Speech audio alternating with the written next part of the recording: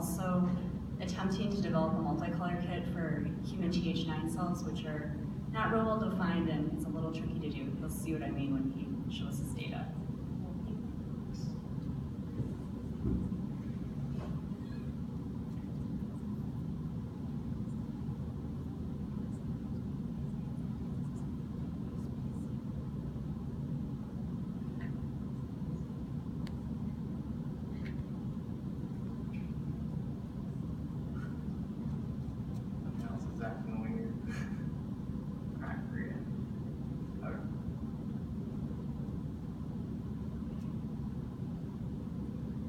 Okay, so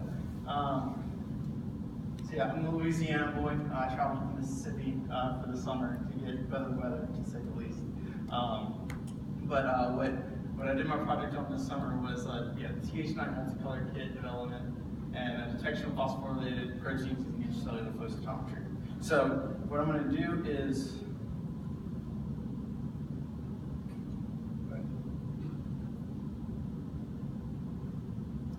there we go. Okay.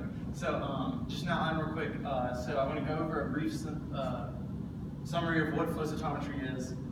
Then I'm going to go into my two projects. The first part being phosphoantibodies, and the second part being Th9 multicolor kit development. And then we're going to go into like what you can kind of do with those things. So what is flow cytometry? So what flow cytometry is, it's a way of detecting cellular markers using antibodies. So kind of like what Jake's been kind of hinted at earlier, is that these antibodies have what's called a variable region and a constant region.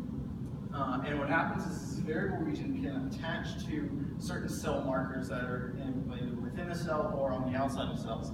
And you can use this constant region right here to attach what's called a fluorophore to these antibodies. And what a fluorophore is it's a protein that can like act as a signal to detect the different these different markers and the expression of these markers. So when you have these antibodies bound, you can detect these things using a special machine called a flow cytometer. So what a flow cytometer is that so you have your antibodies right here, okay? The antibodies then bind to your cells that you want to detect if this cell marker is on or not. And then you send it up through this SIP right here, and it goes into this machine and gets hit with a laser. And that laser then strikes the cells, strike these fluorophores, and you can actually, and it goes through a series of very complicated electronics and sensors and stuff. But eventually, you can actually detect the expression of the protein based off of the information you get from this machine in these two forms of graphs. So the two forms of graph is what's called a histogram and then a dot plot. So the histogram is a little bit more easy to understand, so we're going to go over that one real quick. So what happens is that because this signal right here in blue is closer to 0, that means you don't have as high of expression that you have, and so you have almost no. So you can interpret that as having none of the expressed markers on the cell. But when you have the fluorophore attached to the antibody, which is attached to the protein, you have expression of this protein. You get a shift upfield to more to the right, and you can see a positive kind of a group come from your sample. And so that's what it is. So what you can do is you can actually draw a line right here and say anything to the left of that is your negative population, not going to have the marker. Anything to the right of that is going to have the marker. So that's what a histogram is. What a dot plot is right here is that you can think of it as having two separate histograms on two different markers. So you can actually read two markers on the same cells at the same time. And so what happens is if you take a slice of this histogram right here and you plot it out on this Cartesian plane, you take a slice of this one up here and plot it out here, you're going to get a single dot at that intersection point, right? And so at that intersection point, you have a whole bunch of cells kind of acting in the same way, and you get what's called a population of cells. And so where your line is that you drew can tell you the expression of the different two markers. So if you're in the upper right corner right here, you have expression of both markers, right? And if you're in that bottom left corner, you have expression of none, because both of those are closer to the 0 that we have in that negative population. So that's how you kind of read these graphs. Oh, man. There you go. All right, we're good. So what I did was, the first project that I actually did was was use this kind of flow cytometry on phosphorylation. This is what I was kind of hired for the summer internship. And so what we're trying to do is we're trying to read the phosphorylation state of these proteins. So I know a lot of the interns kind of already hit on phosphorylation, but what it is simply is that there's certain proteins that are in inactive form to begin with, but once you put what's called a phosphate group on it, then you can activate it. And depending on whether or not these proteins are phosphorylated or not tells you whether or not they're active, and kind of gives you the conditions of the cell. So we wanted to see, so we got a list of antibodies from monoclonal, and that either passed for Westerns and or IHC, so immunohistochemistry. I saw a picture with, I forgot who it was that showed that. But so we got a list of those, and then we just wanted to see if we can apply those same antibodies to flow cytometry. And so we had a little bit of troubleshooting that we had to do, but I eventually tested these 6 right here, and did replicates of those. And what we found that some of them worked and some of them didn't. So all of the ones that I could get to even start testing on were serum starved HeLa cells, but the ones that worked were C-Jun, MSK1, RSK1, and HRL, and these are the phosphorylation sites that the phosphorylation occurs on. And then we had a couple that actually didn't work at all. And so what you see is a very typical histogram plot of these cells. And so you have your unstimulated or your basal level expression in the blue right here, and then you have your stimulated version, the ones that we activated, the ones that should be phosphorylated in your green. And as you can see, there is a shift from the blue to the green from that stimulation. And so we have, looks like, a successful antibody. And there were various degrees. So 2 of these kind of had very, very small shifts, but like this HRALA had a very, very large shift. And you can actually see C-Jun, it's right there. So we had some good stuff here, but I walked up to Chris like halfway through, and I was like, hey, so I have to give a presentation on this stuff, and I don't want to be like just the boring kid up in the front. And so she gave me another project to work on that has a little bit more of like some interesting stuff behind it. So this next part is going to be on the development of a multicolor kit. So what the multicolor kit does is that it allows you to detect very specific cells.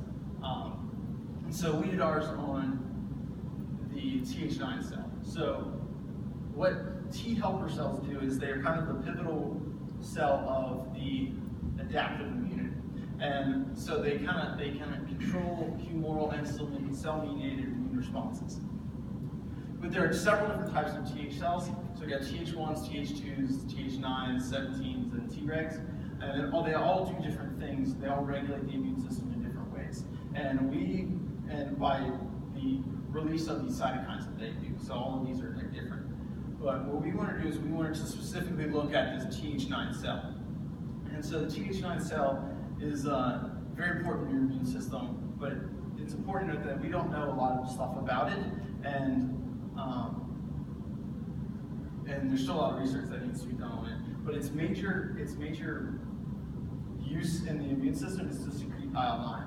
But it is also important to note that it's not the only cell that can release IL-9. So a couple things that it does, it can reduce parasite infections through the use of IL-9. It can inhibit solid tumors, things like melanomas and stuff. But it does, so those are both like pretty good things that it does, but it does have its negative side effects as well. So it can increase the effects of inflammatory bowel disease, so things like ulcerative colitis and Crohn's disease.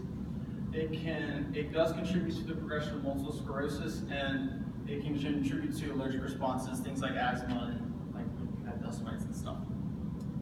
So a lot to still, but we haven't fleshed out everything that this Th9 cell can do, or whether or not it is the IL-9 from the Th9 cell or not. So a lot of research that can still be done, and so developing a kit that can identify this Th9 cell producing this IL-9 would be really cool if we can get that out there. So we started doing research on that. But so this is a a schematic diagram of the signaling that can occur within the cell. So you've got your cell markers on the outside, you have some intracellular transcription factors that we've had. So I went through the literature, saw the ones that popped up the most frequently a lot of the times, and we settled in on these cell markers. So we got TGF-beta receptors, P1, GATA3, IRF4, BATS, CD4, and then some STAT5.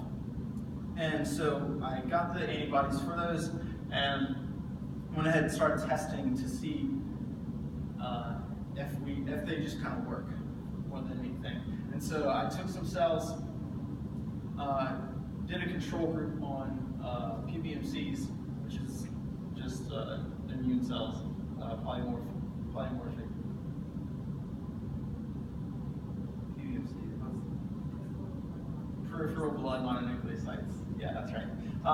So just on PBMCs, and then we compared that control group to the Th9 polarization that you can see right here. This is how we polarize our Th9 cells. So this is just getting our Th9 cells. And so we compared the two groups together, and as you can see, I got lucky and they all kind of worked. So we have a shift all here that you go from red, which is the naive which is just the PBMCs, to it's shifting up to the blue kind of condition.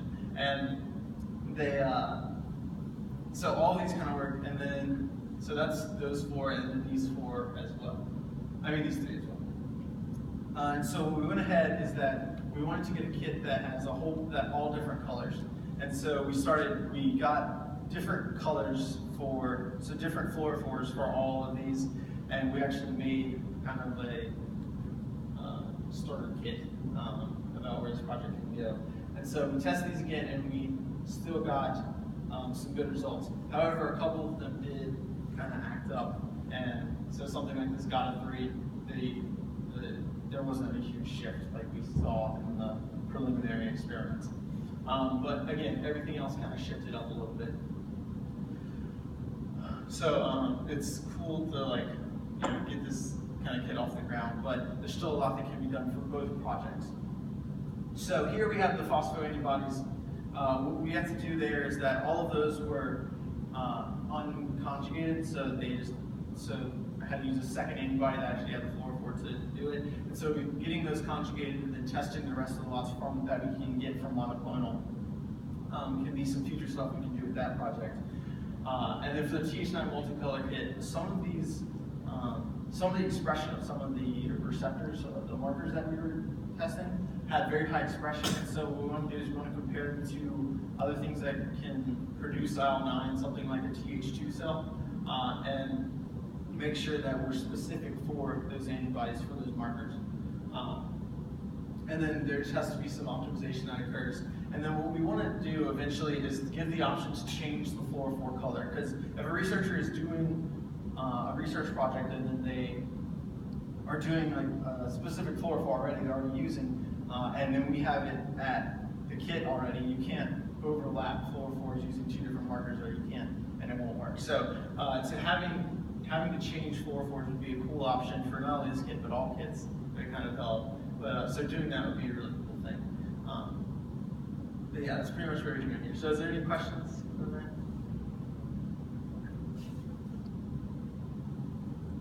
Okay. Cool. So I just want to thank everyone here, Bio-techne, for everyone in the lab, the interns, Allie, and everyone in HR, and especially Chris. She was a huge role model and like what I really want to hopefully aspire to be one day. And her work ethic really showed me and taught me a lot. So thank everyone for all your efforts.